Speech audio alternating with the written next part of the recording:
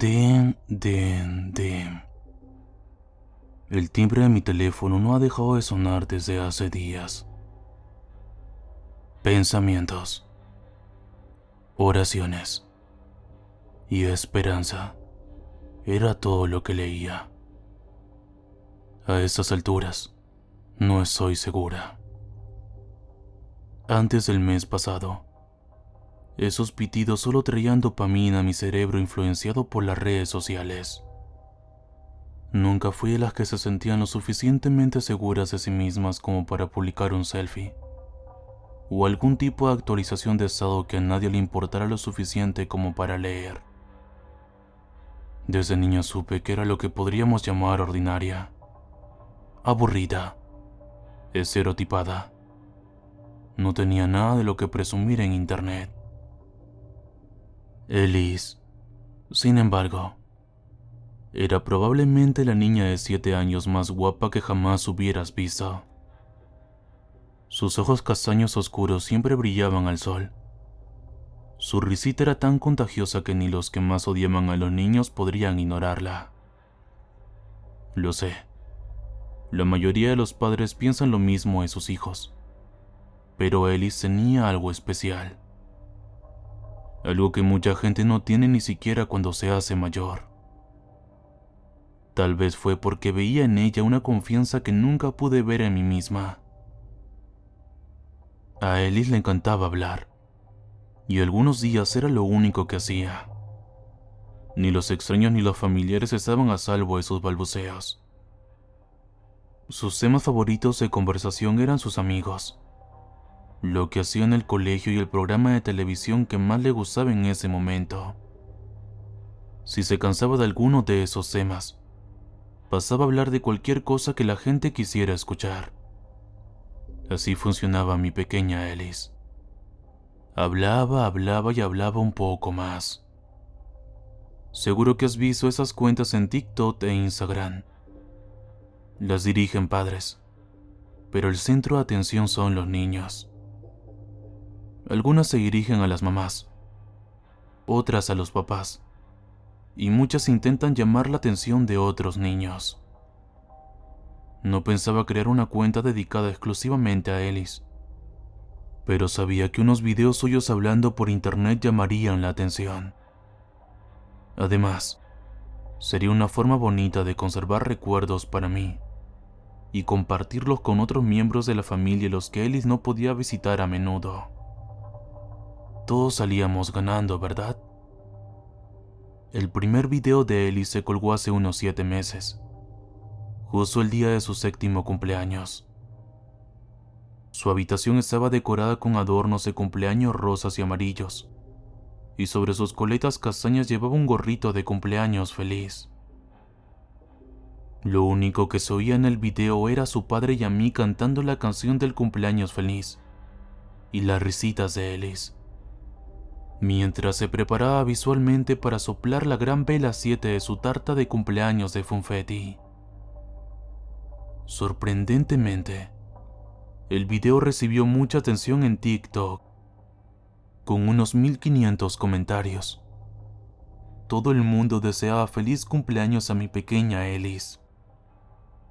A partir de ese momento, tuve la sensación de que Elise llamaría más la atención, y sabía que lo haría de la mejor manera posible. Hablando. Los adultos tienen sus propios podcasts llenos de tonterías, y solo Dios sabe lo que esa gente intenta enseñar a los niños en internet hoy en día. Para Elise, su cuenta de TikTok era como su propio podcast. Cuando quería balbucear sobre cualquier cosa que le interesara, yo colocaba mi teléfono en un mini trípode justo delante de la zona de grabación y la dejaba hablar. Al cabo de 2 meses, dediqué una cuenta exclusivamente a Elise. En todo caso, hizo crecer su audiencia, de que vaya a terminar nunca. La cámara era como su mejor amiga, solo porque no la dejaba relacionarse con nadie que la siguiera en línea. Sí, tenía amigos del colegio, pero siempre querían participar en sus videos. Supongo que la fama y la atención se le subieron a la cabeza más de lo que pensaba, porque volví a casa del colegio y me contaba que había niños que le pedían salir en su cuenta. Siempre se negaba, así que un día le pregunté por qué. Es mi cuenta, mamá.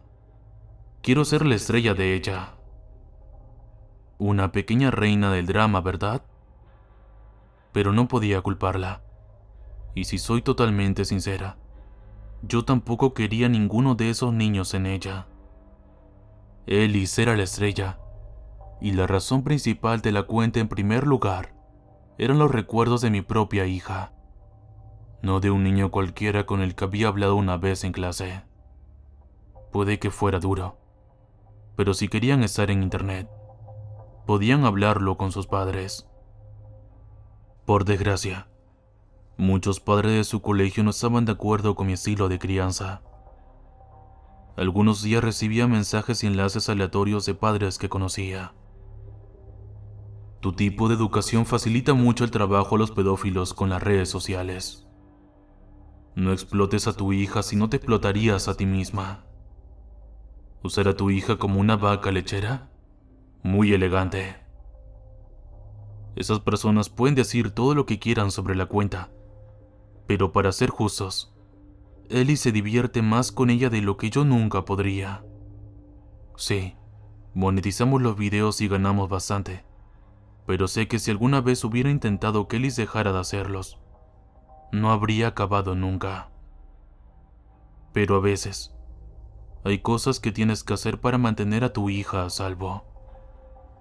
Por desgracia, hace un mes, me di cuenta de eso, y llegué demasiado tarde. Los comentarios de los videos de Ellis eran casi siempre positivos. La gente enviaba sus videos a otras personas. Hablaban de lo genial que era, y preguntaban dónde podían comprar ropa parecida a la suya. Tuvimos mucha suerte de no recibir ningún comentario o mensaje espeluznante sobre ella. Dean. Un nuevo mensaje en mi bandeja de entrada de John C. Probablemente otro padre insistiendo en mi manera de ser madre. Volví a dejar el teléfono en el sofá y continué con mi programa. Dean. Vuelvo a mirar la pantalla. John C. ha enviado un mensaje. John C. envió una foto. Eso era un poco más anormal. La mayoría de las veces, la gente no enviaba fotos y rara vez recibía mensajes directos tan seguidos. Pasé el dedo por el mensaje para ver el contenido. Tu hija. Sus coletas. Un pequeño recorte. ¿Qué podía estar diciendo ese hombre sobre las coletas de mi hija? A lo mejor solo quería un tutorial sobre ellas. Muchos padres dicen que les gustan las cuentas como las de Ellis para saber qué les puede gustar a sus hijas. Decidí abrir completamente su mensaje para ver de qué estaba hablando. Tu hija tiene un cabello castaño precioso. Me encantan sus coletas. ¿Cuánto podría pagar para tener un pequeño corte de una de ellas? 8:34. Estaría dispuesto a pagar bastante, querida. Hazme saber el precio. Un corazón. 8:35. De todos los mensajes que esperaba, ese no era uno de ellos. Asqueada, cerré el mensaje, demasiado nerviosa para abrir la foto que hubiera enviado. Me asusté un poco y llamé al padre de Ellis al salón. Nunca lo había visto tan furioso como entonces. Amanda, tenemos que borrar su cuenta. ¿Borrar su cuenta? ¿No es un poco extremo? Quiero decir, es solo un mensaje. Tal vez solo sea un mensaje, pero solo Dios sabe cuántos pedófilos raros han visto el contenido de Ellis. Voy a desactivar la cuenta temporalmente. Seguiré recibiendo los mensajes, pero no podré publicar contenido. ¿Podemos ponernos de acuerdo? La cara de David pasó del enfado a la preocupación. Sé que quiere eliminar por completo la cuenta, y no puedo culparlo. Siempre ha estado en contra de que ella tenga redes sociales. Eso acaba de validar sus preocupaciones. Está bien, solo por Ellis, porque a ella le encanta. Pero dale un respiro al contenido. Mira a ver si ese hombre vuelve a contactar contigo. Si lo hace, borraremos la cuenta permanentemente, sin peros. A pesar de que puse los ojos en blanco, sabía que tenía razón. Esos padres que me golpeaban tenían razón. Los pedófilos estaban por todas partes ahora, y eso hizo que mi bebé fuera un objetivo para ellos. Espera, David, vuelve. Antes de que lo desactivara, envió una foto. Estoy demasiado asustada para mirar. Todas sus reacciones sucedieron tan rápido. Me quitó el teléfono de la mano, deslizó el dedo para ver el mensaje e hizo clic en la foto. Eso fue todo lo que hizo antes de cruzar la casa corriendo y gritando el nombre de Ellis. Presa del pánico y confusa, recogí el móvil del suelo, donde se le había caído. En ese momento sentí que iba a vomitar. La foto era fácil de leer, demasiado fácil. Reconocería la ventana de ese dormitorio en cualquier parte. Las cortinas rosas, la lámpara de princesa y la niña de coletas castañas de pie frente al cristal, sin saber quién la miraba. Por el pestillo de la ventana sabía que no estaba cerrada con llave y que estaba ligeramente abierta para dejar entrar una brisca fresca. Lo peor era el reflejo. Un hombre con un teléfono en la mano derecha y unas tijeras en la izquierda. Dean. Otro mensaje de John C. Aún más hermosa en persona, tan suave como la seda. $100 te vendrían bien. Carita feliz.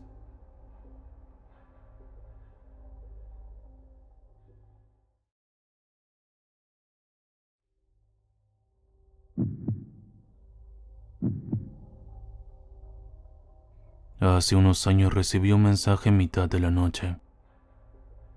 Estaba en el último año de instituto y mis padres habían renunciado a vigilarme. Mientras no se hiciera daño a nadie, podían centrar toda su atención en mis 3 hermanas pequeñas. Así que no había nada que me impidiera salir a escondidas para ver de qué se trataba el alboroto. Me reuní con mis amigos en el camino que lleva al lago de las ranas. Éramos 6, encabezados por Brandon y su devota Vicky. Estaban todos reunidos en un pequeño grupo a lo largo del camino, y no fue hasta que me acerqué que pude ver por qué. Había un cadáver en el camino. Un hombre de mediana edad. Llevaba unas horas muerto y, a juzgar por el tono de los demás, lo habían encontrado así. Este desafortunado hombre había quedado reducido a una novedad. Los demás ya habían rebuscado en sus bolsillos y todos habían acordado no llamar a la policía. En cambio, iban a dejar que alguien lo descubriera en su paseo matutino. Pero mientras los demás charlaban y se asqueaban, Brandon hacía planes. Ya habían sacado todo el dinero suelto de la cartera del difunto, pero eso no era suficiente. Hablaban de pintarle los labios o hacerle un corte de pelo raro, pero Brandon no lo aceptaba. Lo había descubierto y quería algo especial. Vicky, dame tu lápiz, dijo finalmente. Esto será bueno. Ella se lo entregó. Brandon perforó cuidadosamente la garganta del hombre en 2 puntos, usando el lápiz. Me sorprendió ver salir tanta sangre aunque el hombre ya estaba muerto. ¿Qué estás haciendo?, protestó Vicky. Dame mi lápiz. Los demás se limitaron a mirar al cadáver, atónitos. Parecía que había sufrido algún tipo de ataque vampírico, con 2 heridas punzantes justo en la arteria. Eso les hará hablar, sonrió Brandon. Maldita sea, es muy divertido. Hubo un artículo sobre ello el día siguiente. Una anciana había encontrado al hombre muerto y se había dado cuenta de las heridas. Había llamado a la policía. La causa de la muerte se determinó como una especie de aneurisma, pero eso no era lo que tenía la gente hablando. La mordedura de vampiro era mucho más interesante. Brandon estaba muy orgulloso de sí mismo. Incluso hubo un breve segmento de noticias nacionales sobre ello. ¿Recuerdas la historia sobre el chupasangre de Minnesota? Sí, esos éramos nosotros.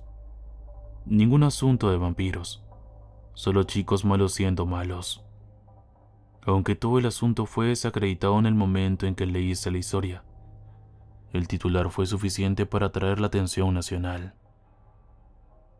Pero ahí es donde empieza esa historia. No mucha gente se ha enterado de lo que pasó después. Días después, quedé con Vicky y sus amigos en una gasolinera cercana. Vi que tenía un coche e íbamos a comer comida china. Había un tipo que venía por la carretera, corriendo.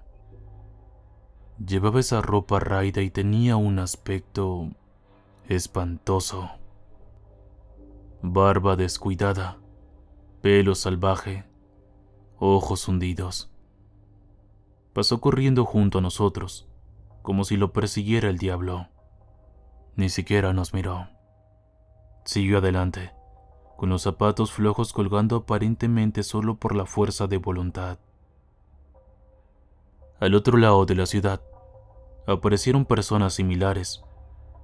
De segunda mano he contado al menos 6 personas diferentes, todas ellas en pánico y apenas coherentes.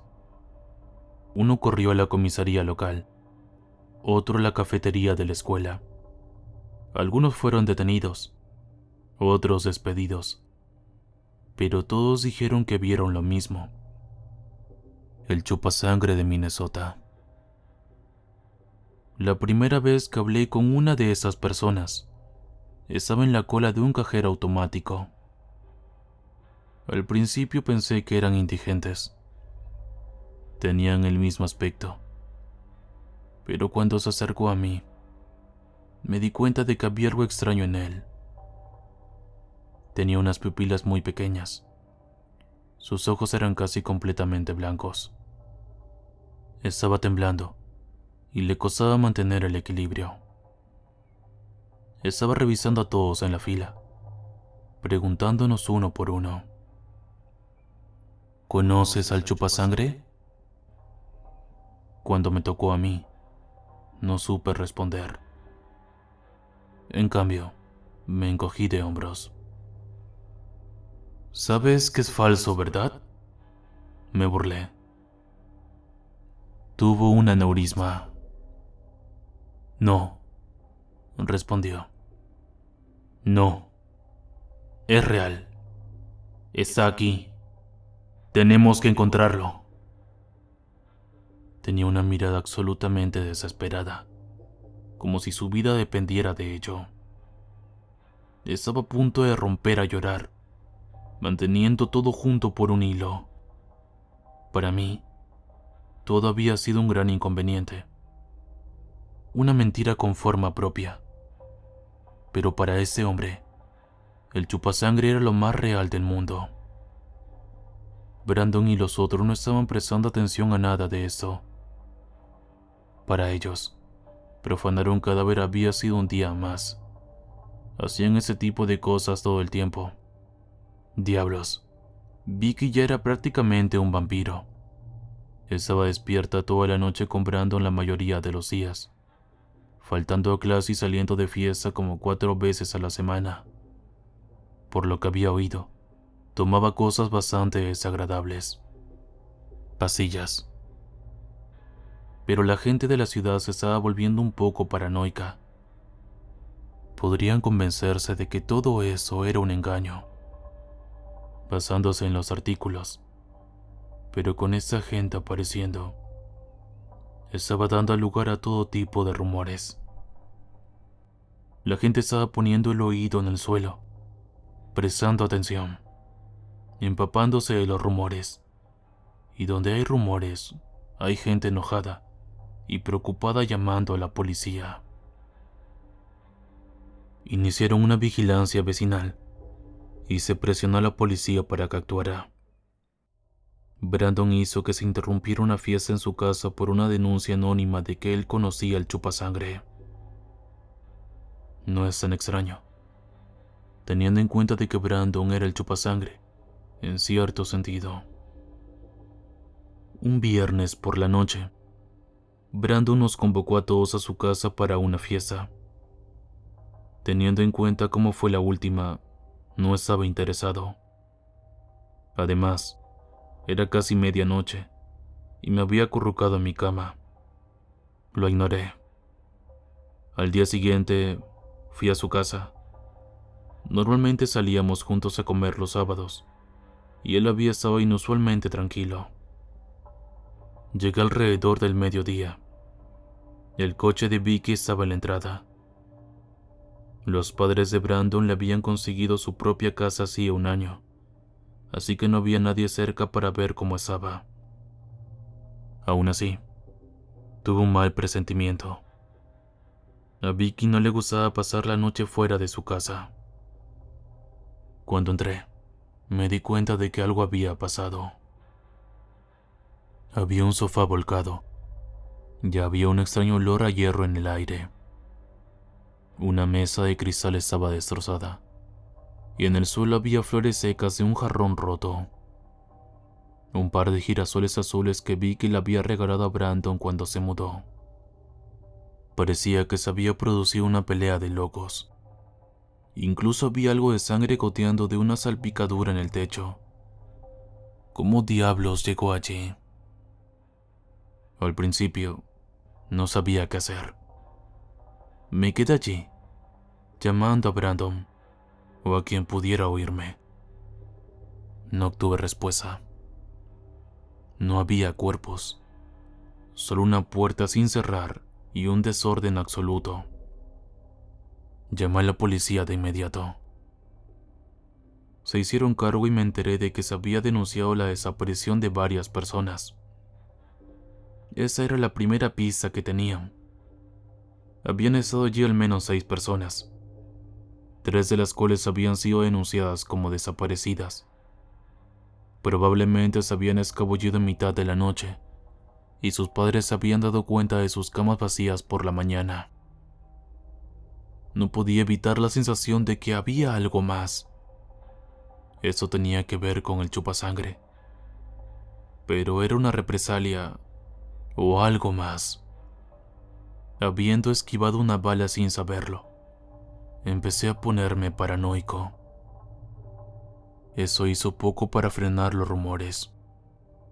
Ahora había aún más gente hablando del chupasangre, y las cosas estaban saliendo de control. Aunque la mayoría de las veces se informó a nivel local, hubo entrevistas, artículos y carteles de personas desaparecidas repartidos por toda la ciudad. Colocar un cartel de Vicky Brandon fue una de las experiencias más surrealistas de mi vida. Era como si sus fotos me miraran a través del periódico, preguntándome dónde demonios había estado esa noche. La gente me hacía preguntas. Mis padres, la policía, los servicios sociales. Mucha gente tenía la impresión de que yo sabía algo. Y claro, yo sabía todo sobre la broma de Brandon en ese cadáver, pero no lo decía. No abiertamente. Además, no veía la relevancia. Era solo un estúpido rumor. Así que me callé al respecto. Pasé por innumerables charlas inocuas. Todos se mostraban muy amables y comprensivos, pero me pinchaban constantemente. Es como si no pudieran creer que no tuvieran idea de dónde habían ido Brandon y los demás. Solo queremos hablar, mintieron todos, para ver cómo lo llevas. Eso pintó un enorme blanco en mi espalda. Todos sabían que pasaba tiempo con Brandon y los demás, así que cuando los días se convirtieron en semanas, la gente se desesperó. Estaba recibiendo docenas de llamadas al día. Recuerdo que una vez el periódico me llamó para preguntarme sobre ellos, y yo simplemente grité: "No sé una porquería de nada. Tal vez el chupasangre los tiene. No lo sé". No debería haber dicho eso. Realmente no debería haberlo hecho. Eso solo hizo que todo subiera de tono. Me llevaron a la estación de policía y me interrogaron. Me llevaron al consejero escolar con mis padres. Hubo un sinfín de llamadas telefónicas de los periódicos y de padres preocupados, así como de algunos locos de internet. El chupasangre de Minnesota se estaba convirtiendo en un titular. La gente no desaparece sola. Dejé de ir a la escuela. Esos horribles momentos entre las clases, o cuando caminaba por mi cuenta, acababan de arruinar mis nervios. Me imaginaba oyendo a gente hablar a mis espaldas, o alguna presencia desconocida mirándome desde lejos. Ese rumor sobre el chupasangre se había apoderado de mi vida. Pensé en decir la verdad. Realmente lo hice. Pero cuando has mentido durante semanas, no puedes empezar a cambiar tu historia de la noche a la mañana. Mis padres me dieron un coche barato para que pudiera ir directamente a casa desde la escuela. Pero los coches baratos lo son por una razón. Y una noche de finales de mayo se averió por completo la salida de la autopista.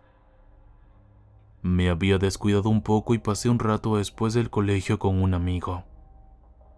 Había bebido unas cuantas cervezas y probablemente no debería haber conducido en primer lugar, así que estaba un poco ansioso por pedir ayuda. Tuve que empujar manualmente el coche fuera de la carretera. Eran casi las 8 de la noche y soplaba un viento espantoso. Las gotas de lluvia se esparcían por el parabrisas y ese frío sonido aullante resonaba en la carretera. Se avecinaba una tormenta. Los coches pasaban a toda prisa mientras yo me angustiaba por saber qué hacer. Tenía que llamar a mis padres, a la policía o a la AAA. Finalmente me decidí por llamar a mis padres. Tuve el pulgar sobre el número durante unos minutos, intentando armarme de valor. Últimamente estaba siendo un pesado, y eso no estaba facilitando las cosas. El débil olor a cerveza no ayudaba. No había forma de prepararme para lo que ocurría a continuación. Fue rápido. Uno de los hombres andrajosos había acercado al lado de mi coche con una barra de hierro. Cuando pulsé el botón de llamada, me llovieron los cristales. Unas manos me alcanzaron a través de la ventanilla rota. Pateé y me arrastré hacia el lado del pasajero, tratando de escapar. Ni siquiera me di cuenta de que mis manos sangraban. Mirando hacia atrás, me di cuenta de que hay muchos espacios en blanco. Me entró el pánico. No lo recuerdo, pero creo que gritaba. Recuerdo que tenía mi garganta en carne viva en cuanto volví en mí. Pero allí, en ese momento, solo estaba tratando de escapar. Pero recuerdo claramente un momento. Al salir al otro lado del coche, me encontré con la mirada del extraño hombre que me atacó. Esa vez, sus ojos eran completamente blancos. Era como si estuviera mirando a través de mí, o viendo algo en mí que yo no veía. Pero esos ojos me persiguen. Eso es algo que no puedo olvidar. Simplemente corrí. Justo al lado de la carretera vi un gran campo de hierba que conducía a un bosque de pinos. Era fácil seguir mis pasos, pero ¿qué opción tenía? Era como si hubiera olvidado cómo respirar. Mi cuerpo se puso en un extraño modo de piloto automático y seguí adelante. Podía oír gritos y había crujidos en la hierba detrás de mí. Cuando llegué a la frontera del bosque, fui directamente a través de la maleza. Me corté con todo tipo de arbustos y espinas que había. Pasaron de una persona a 4. No fue hasta que gané algo de distancia que escuché que realmente me llamaban. No eran solo gritos. «¡Por favor!», gritó uno de ellos. «¡Por favor, señor, háblenos!». Todos decían lo mismo. Suplicaban. Suplicaron. Sus gritos pasaron del pánico a la furia, a la desesperación. Estaban simplemente rotos. Encontré un pequeño agujero, cubierto en su mayor parte por la copa de un pino. Me arrastré y busqué mi teléfono, pero me di cuenta de que se me había caído en el coche. Probablemente seguía esperando a que pulsara el número de mi madre. No sé cuánto tiempo estuve allí, horas probablemente. Los escuché revolver, buscándome. Uno de ellos se acercó peligrosamente, rozando el árbol junto al que me escondía. Cuando pasaron junto a mí, oí que uno de ellos murmuraba para sí mismo. «Hay que encontrarlos», decían. «Hay que encontrarlos. No demasiado tarde. Tengo que encontrarlos».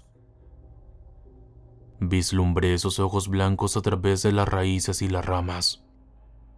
Cerré los ojos, contuve la respiración y esperé a que terminara, de una forma u otra.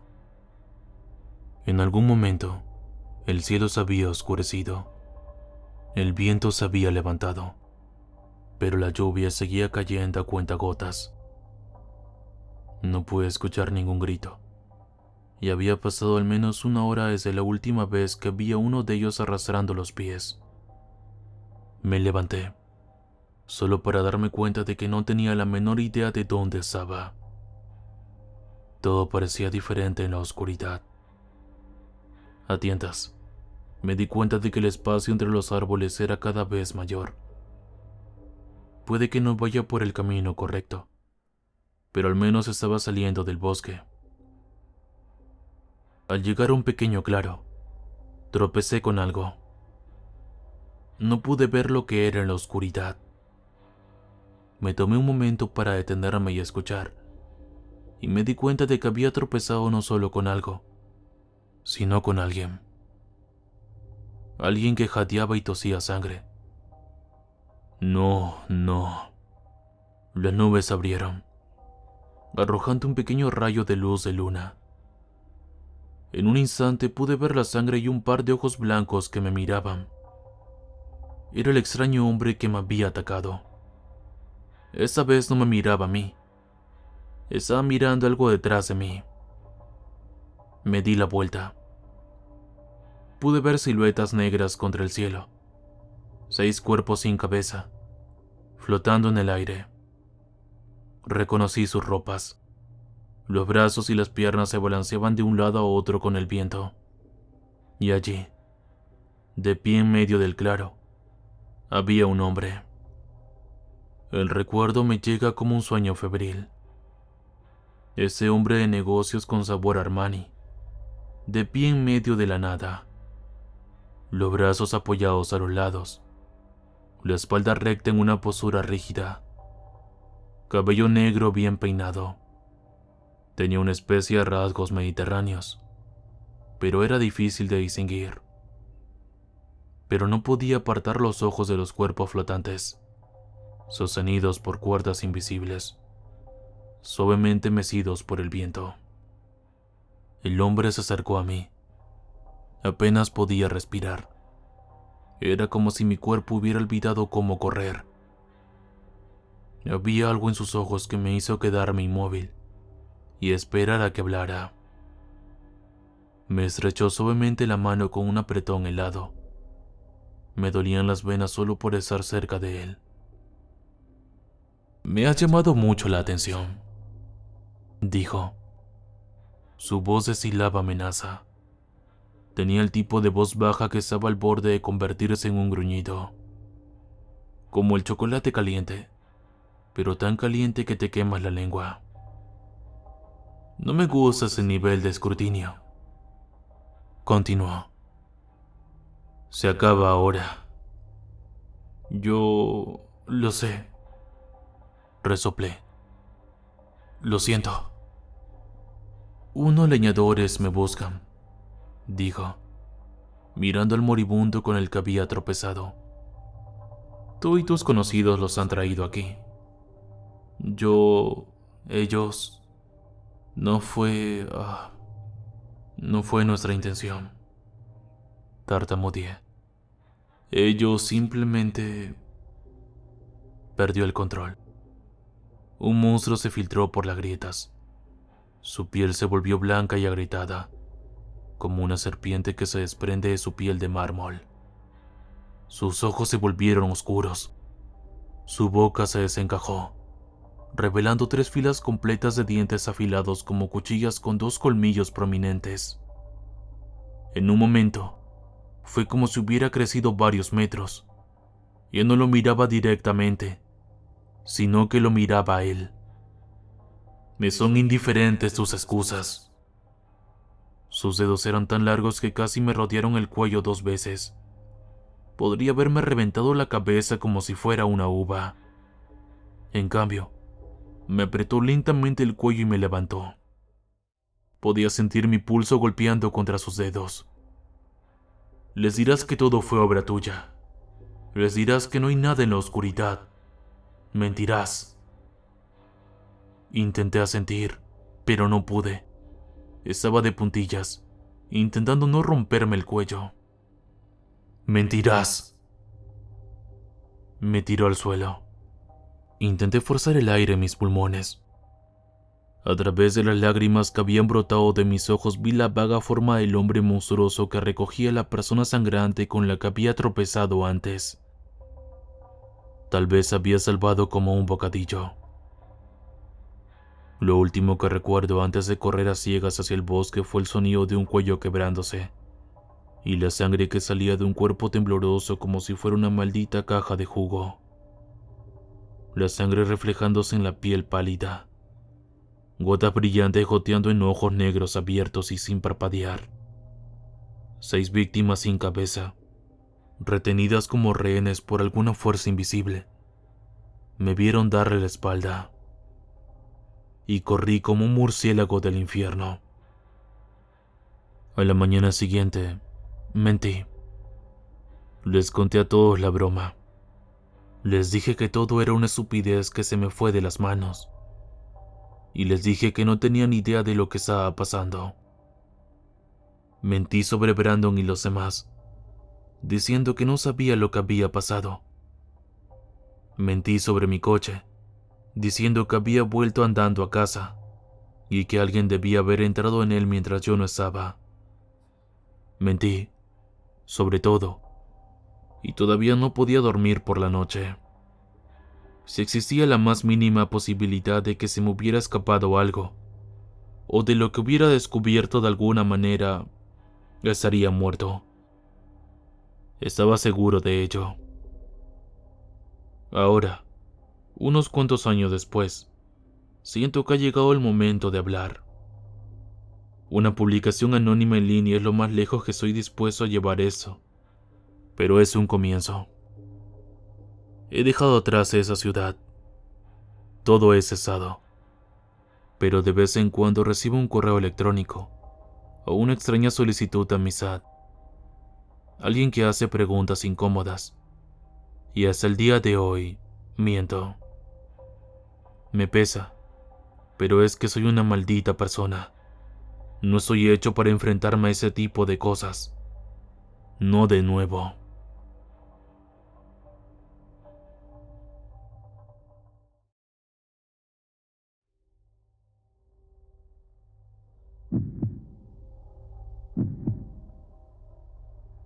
Siempre he estado un poco fuera de lugar. Crecí con mis abuelos en las afueras de St. Gall, Minnesota. Puedes llamarlos hippies si quieres. Eran personas emocionalmente distantes. Se notaba que no estaban muy unidos a su hija, mi madre, y no estaban contentos con su decisión de tenerme. Sinceramente, la mayor parte de la crianza que recibí fue de los otros residentes de St. Gall, esa comunidad de forasteros tan unida. ¿Y mis padres? Bueno, nunca los he conocido. Mi madre está en la cárcel, posiblemente de por vida. No sé por qué, pero viendo que mi padre está muerto, tengo mis sospechas. Honestamente, nunca han sido parte de mi vida, y no voy a empezar a preocuparme ahora. Pero estoy aquí para contarte uno de mis problemas personales más privados y extraños. Debido a los últimos acontecimientos, me he vuelto un poco existencial. Pensé que ya era hora de compartir mi historia. Mis abuelos me dijeron que tenía una enfermedad de la piel, algo que podía transferirse de una persona a otra si no tenía cuidado al pasar tiempo con otros. Tenían todo tipo de palabras latinas para ello y declaraciones de especialistas en dermatología. Mirando hacia atrás, debería haber hecho muchas más preguntas. Me di cuenta de que eran tonterías a los 7 años. En cualquier caso, me dijeron que me mantuviera alejado de la gente y que me mantuviera al margen. Tenía que llevar guantes en la mesa y no vi abrazos ni besos. En cambio, me daban un apretón de manos, con guantes, cuando hacía algo bueno, y me enviaban al sótano cuando hacía algo malo. En el sótano no había libros, lo cual era suficiente castigo. Solo un cuarto oscuro donde se me dejaba reflexionar sobre mis ansiedades. Durante mis años de formación, fui educado en casa. Me di cuenta de que seguía sorprendiendo a la gente con mi capacidad de retener, observar y utilizar la información. Mientras mis abuelos me preguntaban sobre la historia de Europa, por ejemplo, yo no solo sabía las respuestas perfectamente, sino que podía discutirlas, cuestionarlas y ver patrones de otros libros de texto que había leído. Me llamaban niño inteligente, pero nunca me he sentido realmente inteligente. Simplemente veo las cosas y las recuerdo. Si eso es todo lo que hay que hacer para ser inteligente, entonces no es para tanto, créeme. Pero llegó un punto en el que no podía seguir ignorándolo. La gente de la comunidad vino a pedirme ayuda, y empecé a aprender idiomas. Aprendí a hablar inglés con fluidez viendo Telemundo, y mucho alemán gracias a los documentales sobre la Segunda Guerra Mundial. Hoy hablo 8 idiomas con fluidez. Pero ser inteligente, signifique lo que signifique, no es solo una ventaja. Te cuestionas constantemente. Te preguntas si hay una respuesta mejor. Te preocupa no tener todas las piezas del rompecabezas. Las respuestas y las preguntas que las preceden nunca son suficientemente buenas. Siempre otro paso que dar, otro ángulo que considerar. Imagínate estar destrozado por la duda y la inseguridad constantes. Eso deja huella en una persona, y yo no soy una excepción. Me alejé bastante de los demás. No podía imaginarme tratando de ayudar a los demás. ¿Y si los guiaba mal? ¿Y si tomaban como un hecho una afirmación involuntariamente falsa? Es agotador intentar estar en el lado correcto del conocimiento y la opinión. Estaba constantemente al límite, retirándome de Saint Gold para centrarme en mí mismo. Aprendí a encontrar consuelo en la naturaleza, sobre todo gracias a un amigo que hice de niño. Era una mañana temprana de mayo, y el aire estaba todavía espeso de rocío. Di un paseo alrededor del lago cuando me di cuenta de ese horrible llanto. El matrimonio Townsend había colocado trampas para zorros para proteger a sus gallinas, y algo se había atascado. Me apresuré a acercarme. Al principio pensé que se trataba de un perro pequeño, pero la forma de las patas estaba mal. Al mirar más de cerca, me di cuenta de que estaba ante una cría de oso negro. La madre no aparecía por ninguna parte, y el pequeño gritaba con todas sus fuerzas. Me sentí fatal, pero cuando me acerqué, se abalanzó sobre mí. Intenté calmarlo y ocurrió lo más extraño. En cuanto le puse la mano en la frente, dejó de gritar. El animalito se quedó mirándome, confundido. Esos grandes ojos oscuros se clavaron en los míos, y me di cuenta de que conocía mi intención. Sabía que no quería hacerle daño. Estoy seguro de ello. Solo estaba asustado, confundido y con un dolor terrible. «Te ayudaré», susurré. «Estarás bien». Hice una lista mental de todas las cosas que necesitaba.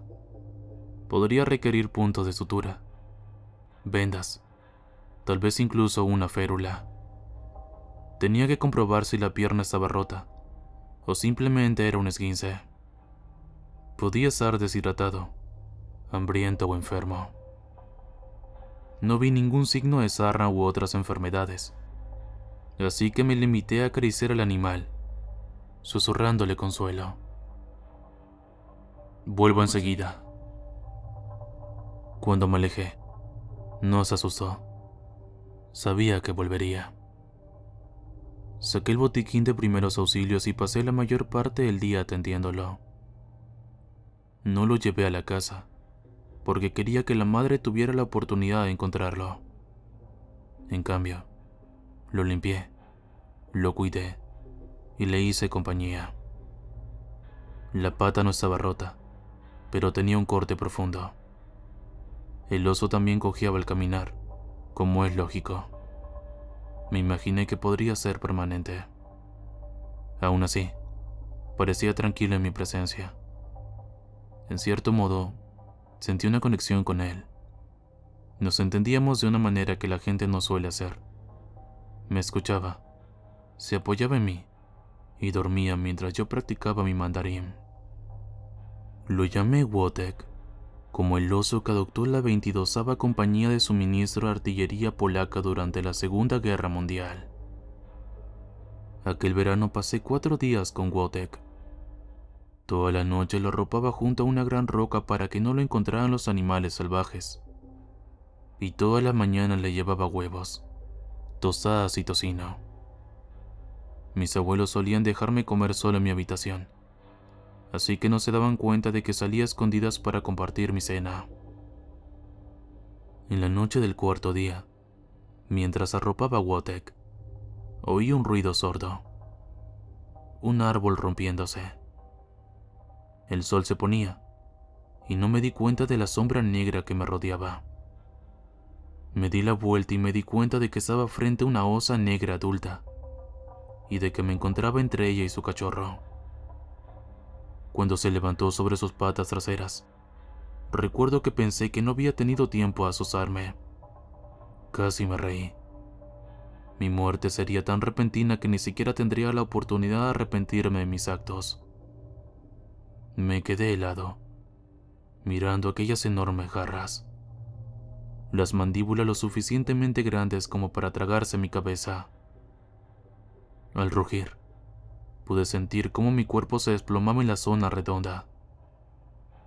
Pensé que moriría solo por el sonido. Entonces me fijé en Wojtek. Había salido y se había colocado entre su madre y yo. Se levantó sobre sus pequeñas patas, haciendo ese pequeño ruido de aullido, una y otra vez. Casi parecía que intentaba imitarme, aunque le dolía ponerse de pie sobre su pierna herida. Me hice un ovillo y me hice lo más pequeño posible, una y otra vez. Oí a Wotet gritar a su madre. El aire se volvió silencioso, como esa sensación que se tiene antes de que caiga un rayo. Contuve la respiración mientras oía cómo los árboles se doblaban y se rompían. Al levantar la vista, vi a Wotet cojeando en el bosque, siguiendo a su madre lejos de Saint Gall. No hablo el idioma del oso, pero te diré que Wotet me salvó la vida. Estoy seguro de ello. Ese verano, empecé a pasar mucho más tiempo con los animales. Había algo tan aliviador en ser comprendido sin tener todas esas expectativas que se ciernen sobre mí. Los animales son tan sencillos y tan agradecidos por tan poco. Empecé a pasar más tiempo en el centro, ayudando en el refugio de animales y en la clínica veterinaria.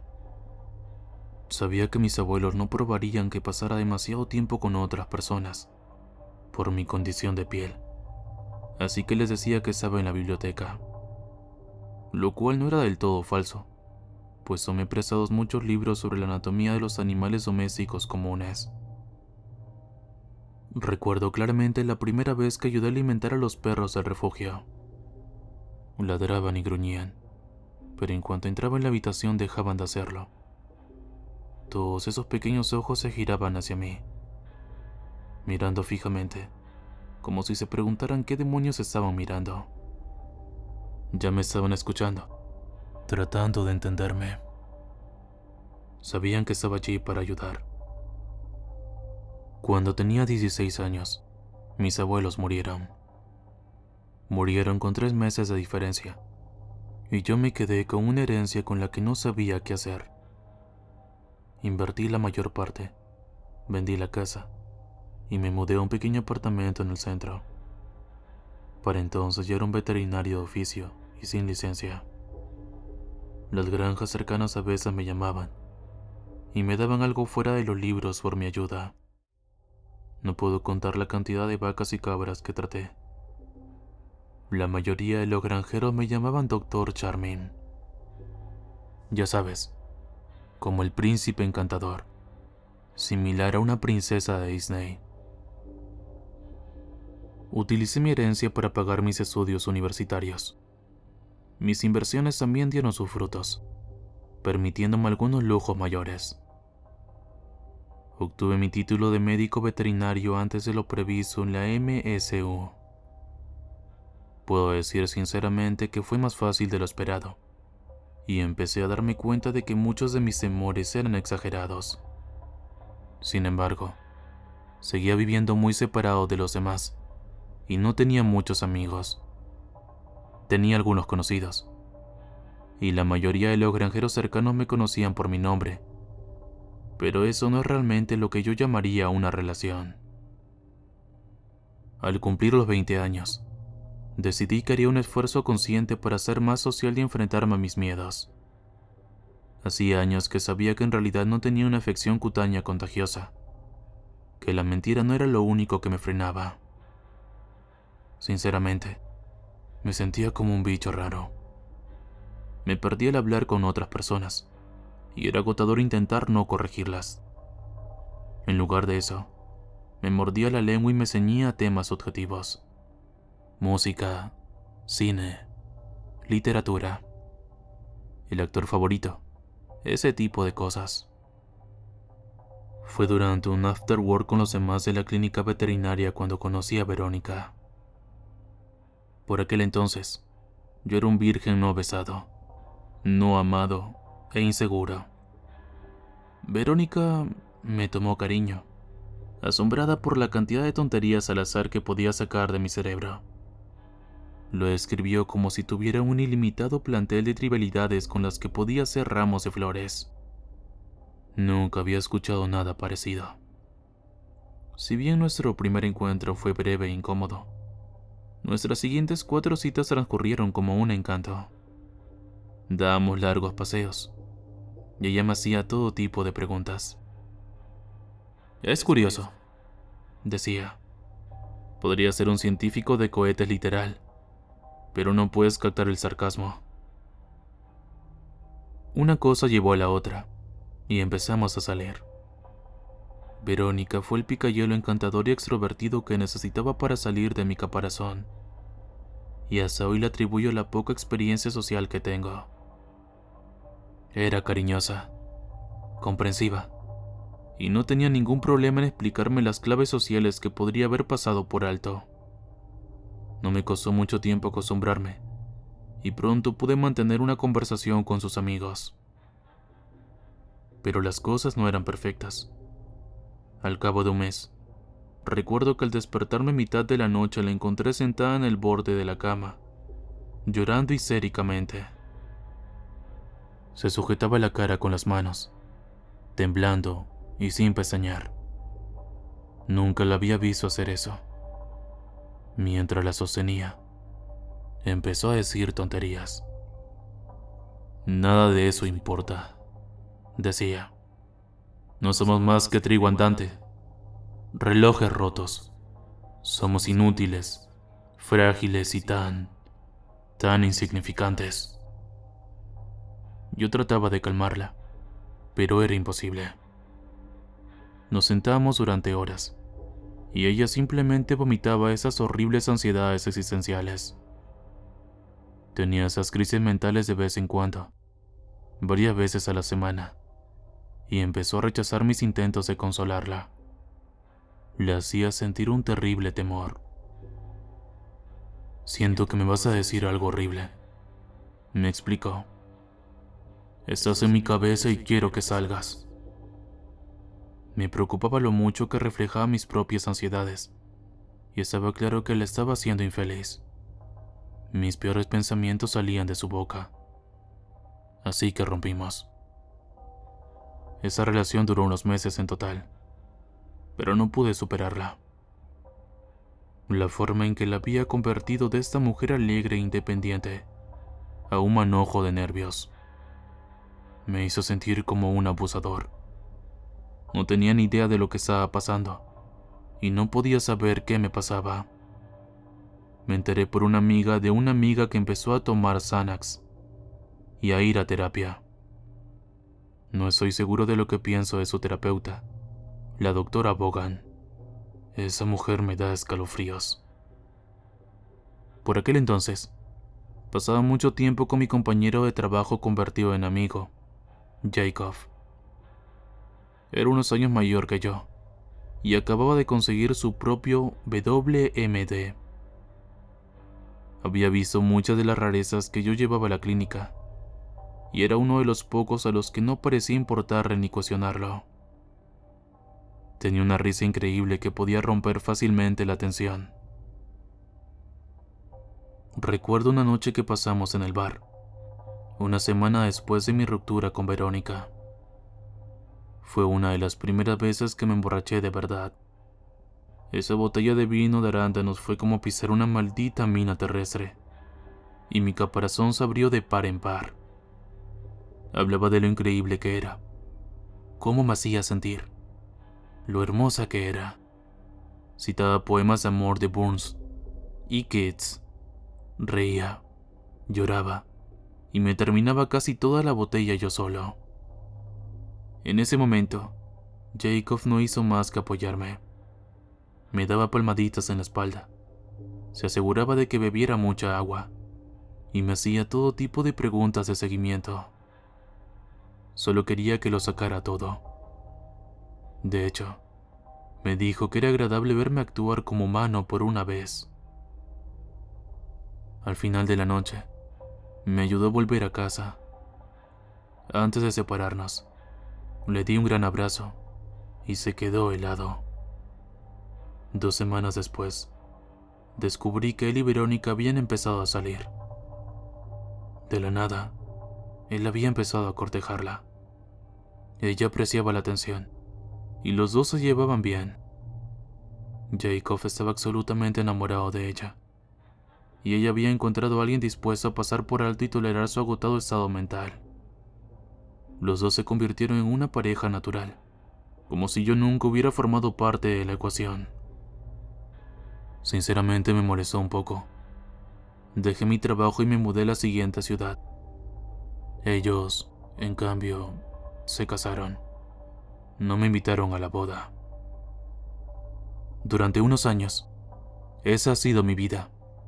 Me he mantenido al margen y he pasado tiempo con la fauna local. He hecho algunos viajes a Europa y he reinvertido mis ganancias.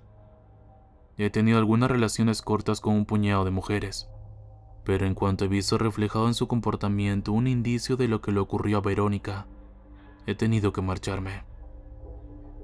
He dejado un rastro de corazones rotos, y después de un tiempo dejé de intentar justificarlo.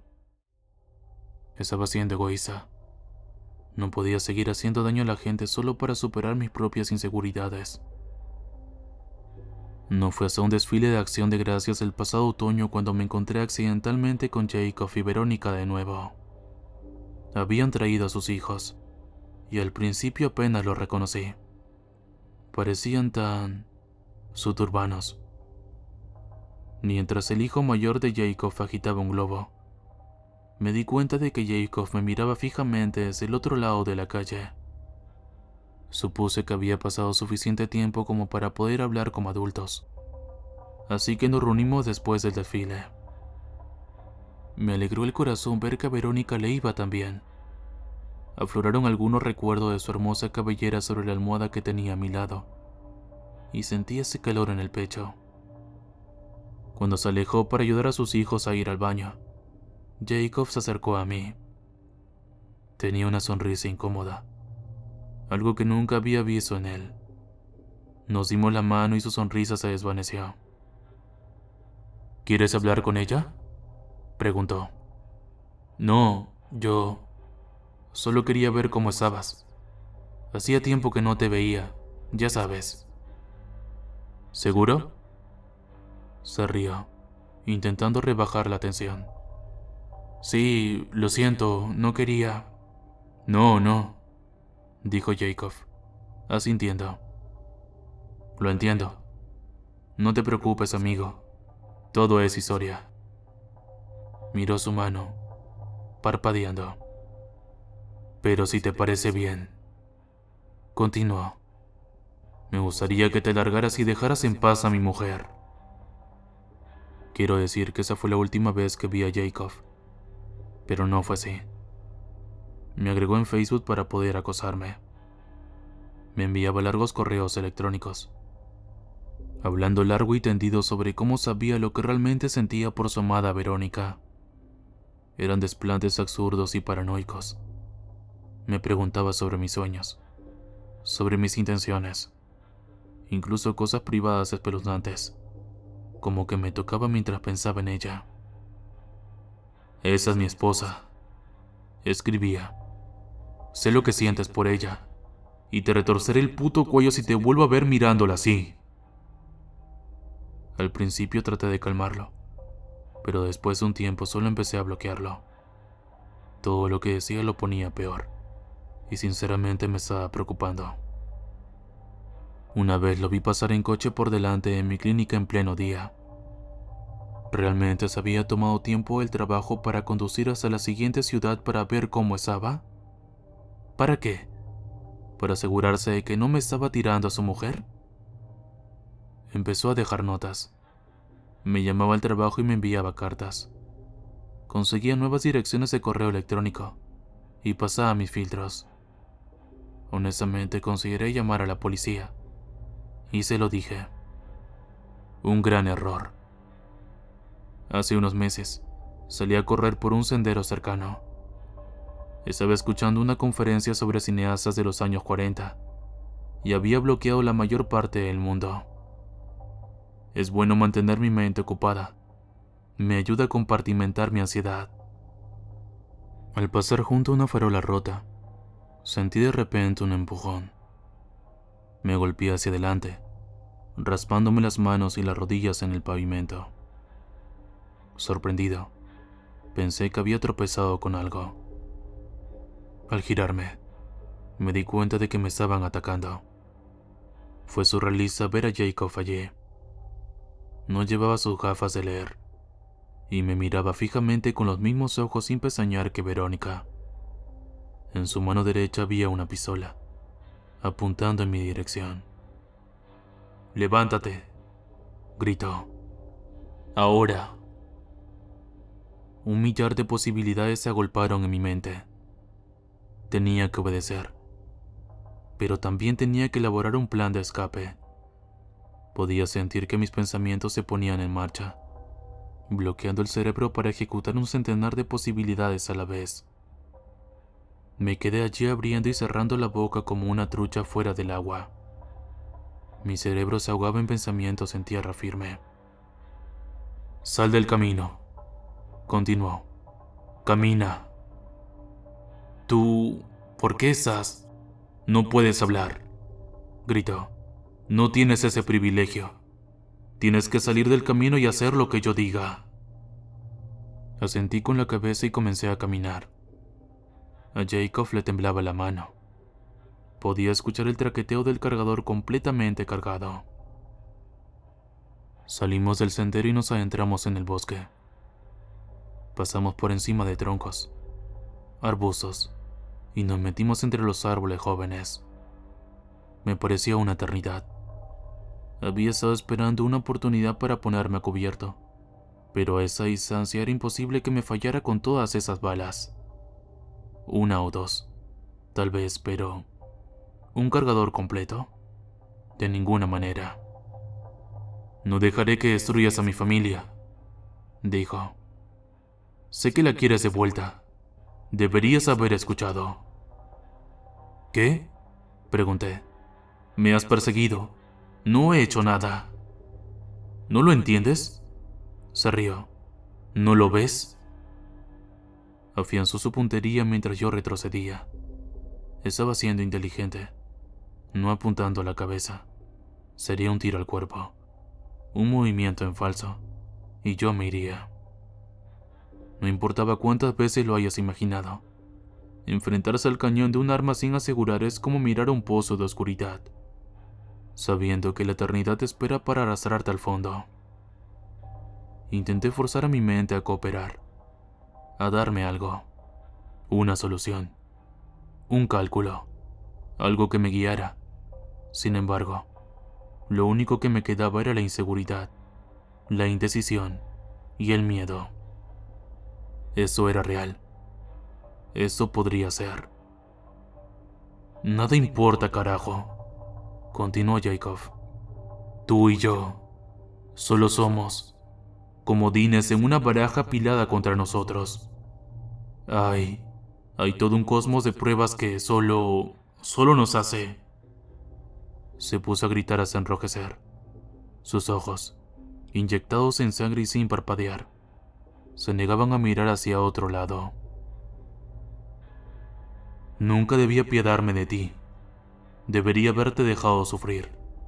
Pero es que te siento, maldición.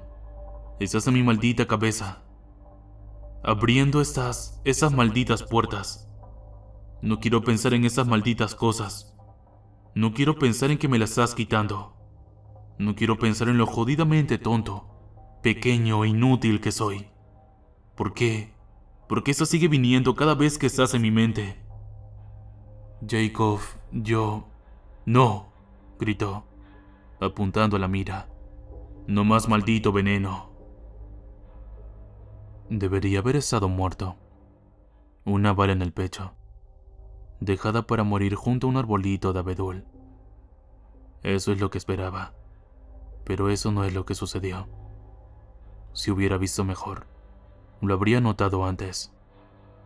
Un enorme oso negro de 540 libras con una cojera. Enfurecido. En el momento en que Jacob levantó su arma para disparar, fue derribado como un tronco podrido. Pude ver brevemente cómo sus piernas y su cabeza cambiaban de sitio al caer al suelo. Se oyeron 2 disparos mientras un rugido familiar resonaba en el bosque. El mismo rugido que escuché aquella noche cuando un osesno se alejó de mí. Hace tantos años. Lo vi todo.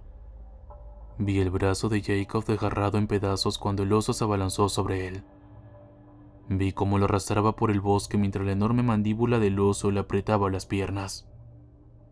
Oí cómo se rompían los huesos cuando el oso se levantó sobre sus patas traseras, para luego empujar hacia abajo con todo su peso.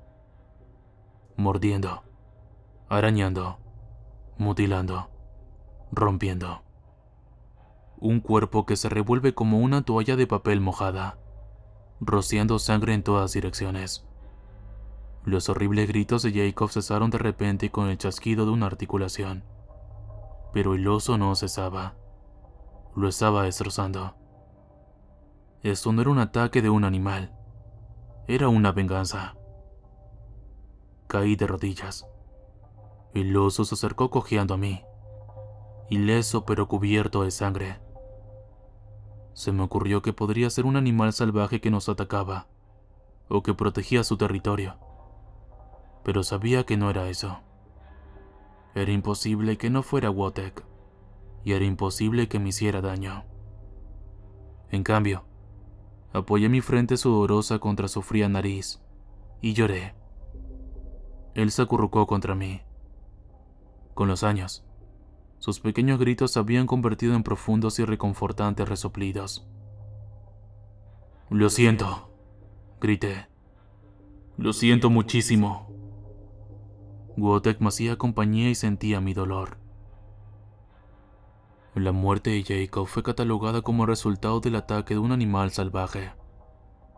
Verónica había informado a la policía sobre su deteriorado estado mental, y algunos lugareños habían escuchado disparos justo cuando un oso rugía.